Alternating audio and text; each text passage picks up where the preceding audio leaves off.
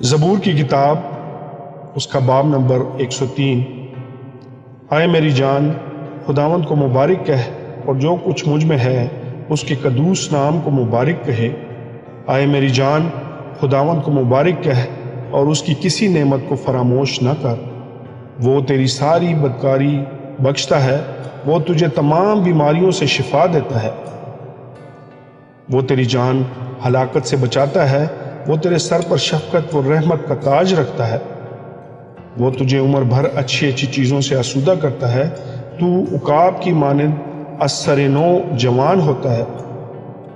خداوند سب مظلوموں کے لیے صداقت اور عدل کے کام کرتا ہے۔ اس نے اپنی راہیں موسیٰ پر اور اپنے کام بنی اسرائیل پر ظاہر کیے۔ خداوند رحیم اور کریم ہے، قہر کرنے میں دھیما اور شفقت میں غنی۔ وہ سدا جھڑکتا نہ رہے گا، وہ ہمیشہ غضبناک نہ رہے گا۔ اس نے ہمارے گناہوں کے موافق ہم سے سلوک نہیں کیا، اور ہماری بدکاریوں کے مطابق ہم کو بدلہ نہیں دیا۔ کیونکہ جس قدر آسمان زمین سے بلند ہے، اسی قدر اس کی شفقت ان پر ہے جو اس سے ڈرتے ہیں۔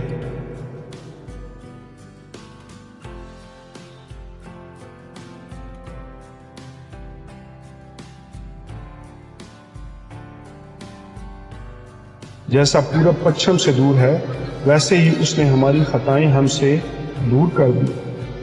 جیسے باپ اپنے بیٹوں پر ترس کھاتا ہے، ویسے ہی خداوند ان پر جو اس سے ڈرتے ہیں ترس کھاتا ہے۔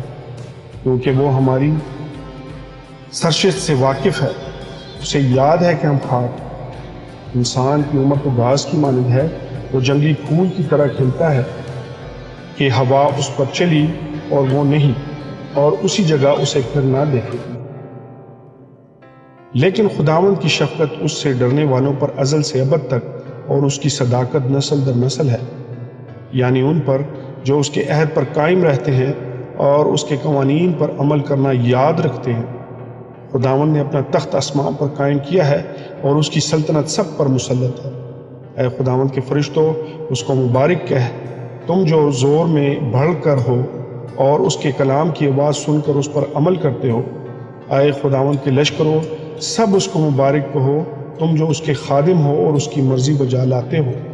اے خداوند کی مخلوقات، سب اس کو مبارک کہو، تم جو اس کے تسلط کے سب مقاموں میں ہو۔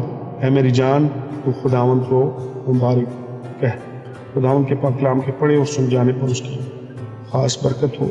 خداوند کا شکر ہو، آمین۔